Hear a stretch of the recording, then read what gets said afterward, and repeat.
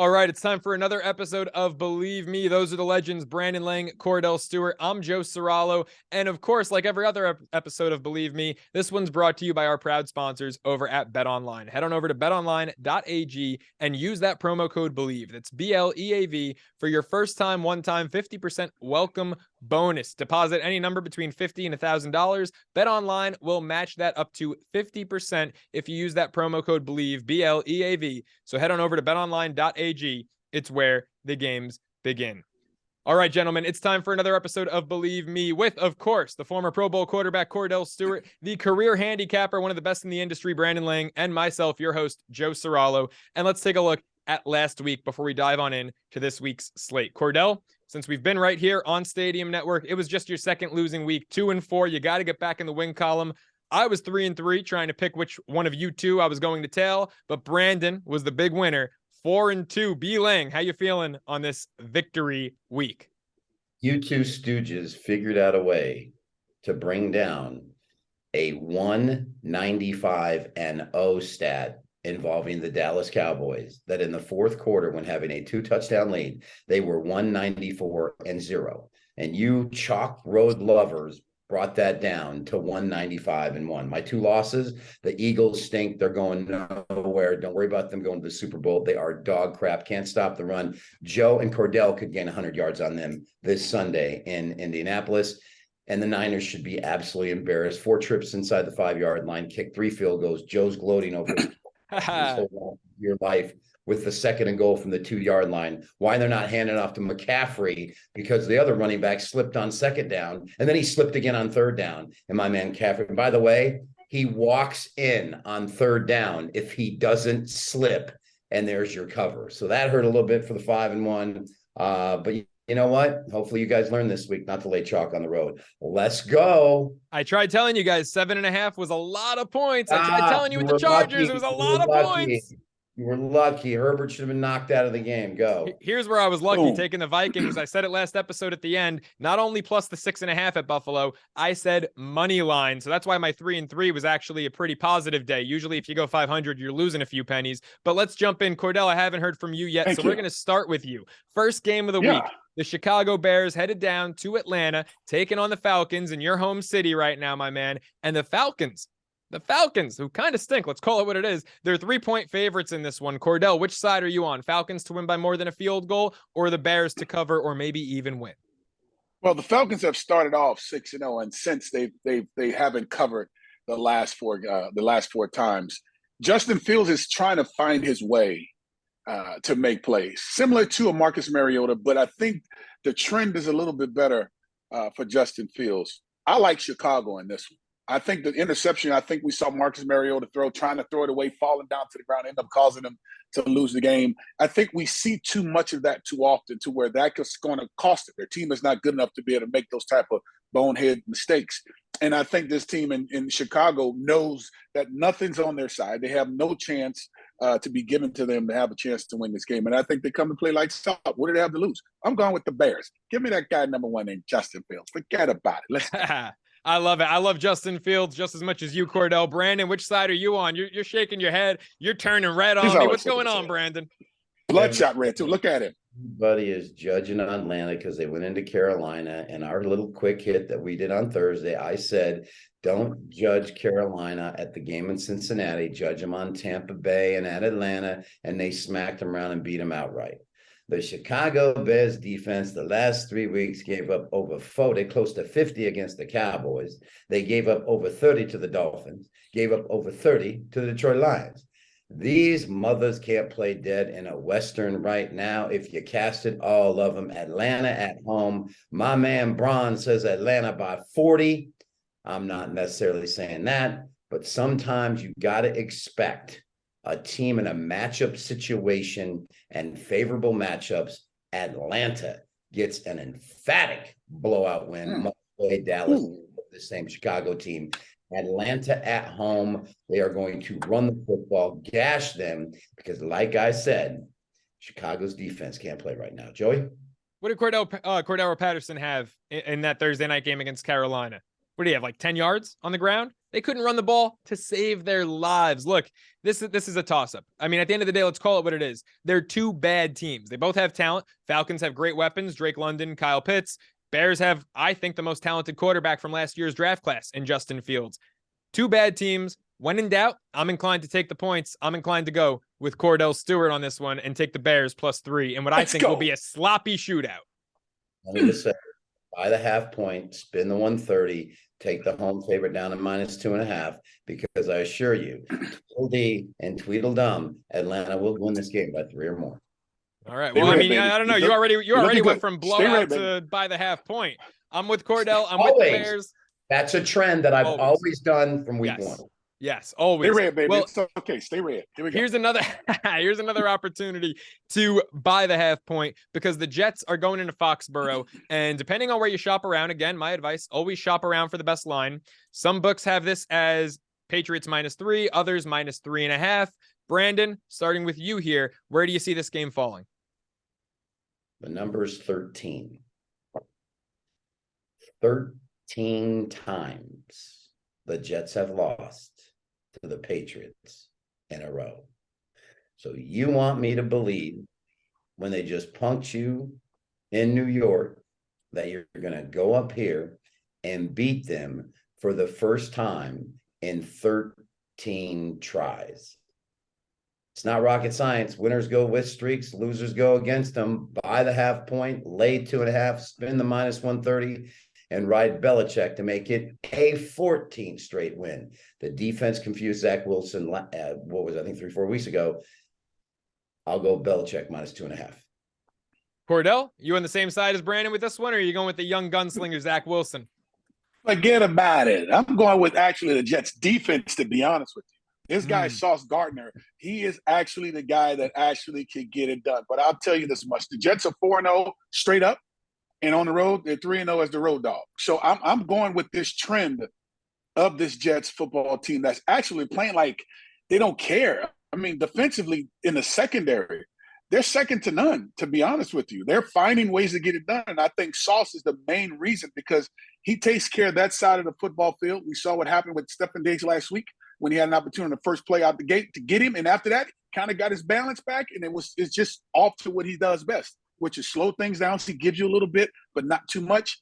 I like this Jets team actually going in Foxborough and getting it done, baby. I like the Jets. Jets, Jets. I love this. I love the disagreement on this one. I used to say JETSUCK because the Jets sucked for most of my life, but right now they're playing great ball. Sauce Gardner, DJ Reed, two of the best cornerbacks, maybe the best cornerback duo in football. Brandon's over there like, Joey, I've known you 5 years. When are you going to go with me?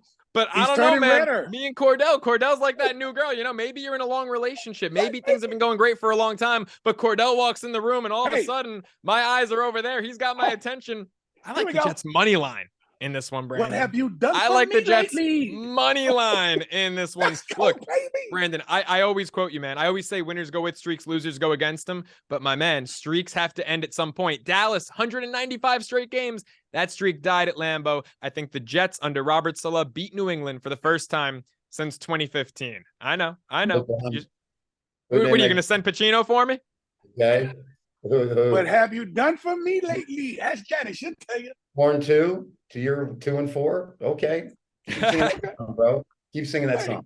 All right, Brandon. Let's see if game 3. I finally side with you on this one. The Steelers are home dogs against the Cincinnati Bengals. This is an interesting one. Some books have them +3.5. I've also seen on other books up to +4.5. So, Brandon, starting with you on this one, Steelers, Bengals in Pittsburgh, home dog or the away favorite in Cincinnati that's covered 6 of their last 7? Are you ready for the stat? Let's go. In their last 26 division games that they win, the Cincinnati Bengals are 25-1 against the spread. Wow. So basically, if you're saying to yourself that Cincinnati's going to go in here and win the game, chances are that number is going to go to 26-1 against the spread. So for me, every number in the world, but you give me a divisional home dog getting more than a field goal with Watt back, I'm sorry. I'm not sold enough after watching them on Monday night against the Browns. And I like what I saw last week from Pittsburgh out of the bye week against the Saints. It's awful hard to go against that 25-1. I get it, but you're giving me more than a field goal. I got to take the home dog.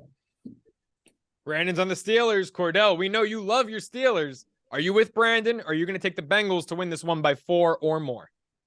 I'm going with the Steelers. I have no choice. I mean, TJ Watt when playing, they had what 2-0 with 9 sacks, 7 turnovers, 15 points a game.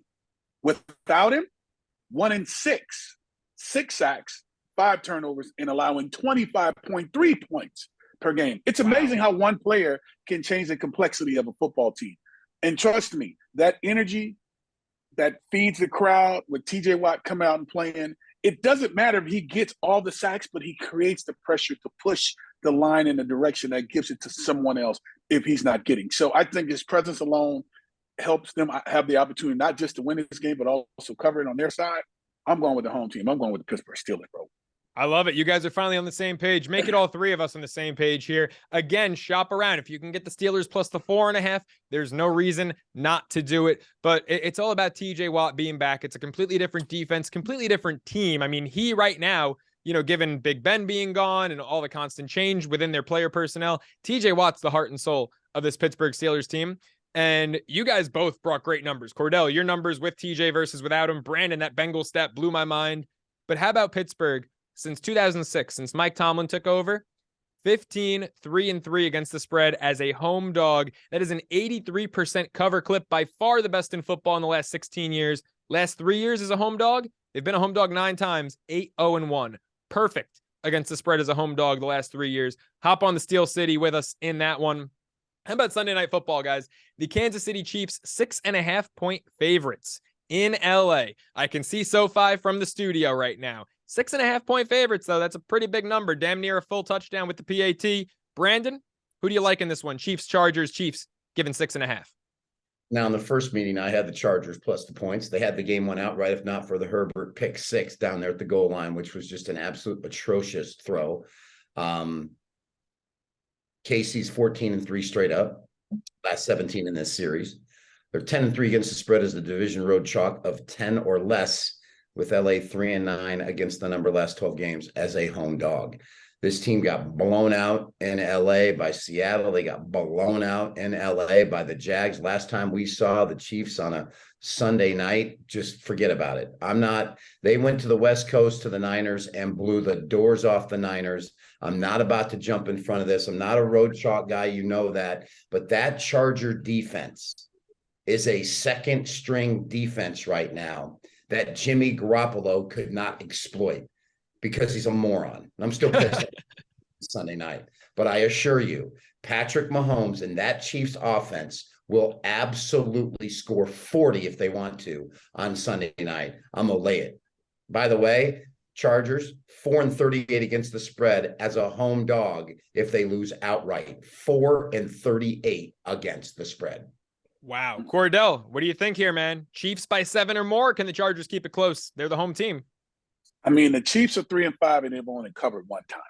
All right. And so the Chiefs actually are showing that they don't have any, for some reason, I don't know what it is, but the level of inconsistency that's coming from them from 1-5 has been atrocious, to be honest with you. It hadn't been good. And the way this Chargers team is actually playing, it falls truthfully in the hand of the Chargers to have the opportunity to win this game. I'm gonna go with the lightning bolts. I'm not buying it. I'm going with the lightning bolts. I'm not buying it. I mean, we've seen them have the ability to score at will, the Kansas City Chiefs, that is, but as of lately, hasn't been really that good. And to sit here and see that the Chargers are playing at home, they're minus 6.5. Actually, it's the Chiefs that's 6.5. I'm going with the Chargers in this one since they're playing at home. I'm going with the lightning bolts. Sometimes, gentlemen, for a lot of reasons in life, I wish I was better at hiding my emotions. Cordell, I am floored that you're not in love with the way Patrick Mahomes is playing football right now. His team's 7-2. It's his boy. I mean, slammed his boy. Mahomie, man, what happened? Are you cheating on Mahomes the way I'm cheating on Brandon with you most of these picks? What's going on, baby? I better cheat than a repeat. So I think I'm gonna go ahead on and go with my Chargers at home. I mean, it's just, to me, I don't see the level of consistency that allows me to drink the Kool-Aid right now. Right now. Okay. I'm not running away from saying they're going to play in the AFC Championship game against the Bills. I still stand on that. I'm not running from it. Don't forget about the Steelers. They can make a real good run, but that's another conversation for another day. But I'm not going to let you go any further on that note, my man. Come on, we're talking about the Steelers. It's great for a great conversation piece. I mean, make people like, what the hell did he just say? Yeah, I said it. So, but I'm going with the Chargers. I like the Chargers at home. I think they get it done. I just Kansas City are just too inconsistent. But I go with the Chargers on that. Well, Brandon, the holiday season is approaching, and I know that there's nothing that you love more than when someone feeds into your ego. So I'm going to give you the gift of that, and I think every point that you just made was spot on. I'm all with you, man. I don't like laying at 6.5 with a road favorite, but the Chargers have shown me no reason not to, and the Chiefs are playing damn good football. I'm with Brandon. I'm with the Chiefs minus 6.5. Monday Night Football, last game before we get into the game of the week.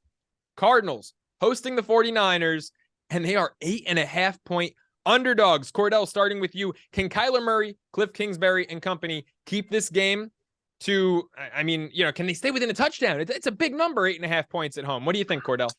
Well, Kyler Murray's coming off of injury, so he won't be the Kyler Murray that we actually know as far as the speed, because I think it's a hamstring issue that he has. This defense with Bosa and company is really playing really good. And having Christian McCaffrey in the mix with how they become creative with motions and things of that nature. I mean, even though the quarterback hadn't thrown a single touchdown this season so far, and Jimmy Garoppolo, they still playing good enough football to keep the ball away and allow them to actually go out and get it done. I like this 49ers team actually playing controlled football and causing Kyler Murray to pull that hamstring again, tweak it, or whatever you call it, and they actually end up losing this.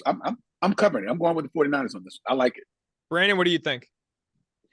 After the Niners cost me, you have no idea, on Sunday.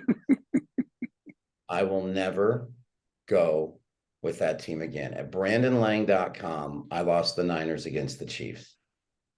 I reeled off 8 straight NFL winners. And then my next loss was the Niners over the Chargers. In fact, I only have 10 losses in the NFL for the season at BrandonLange.com. Games involving the Niners have cost me 3 of them. Just based on that, I'm going to go with Arizona plus the points, just so I can sit in a Mexican restaurant and drink my margaritas and eat my chips and salsa and root against Jimmy Garoppolo and Kyle Shanahan and his BS about being an offensive genius when he can't score inside the 5-yard line with 4 opportunities. Bye-bye, Arizona. And by the way, Kingsbury is the only coach in NFL history that has a better record as an underdog straight up than as a favorite straight up. Yeah.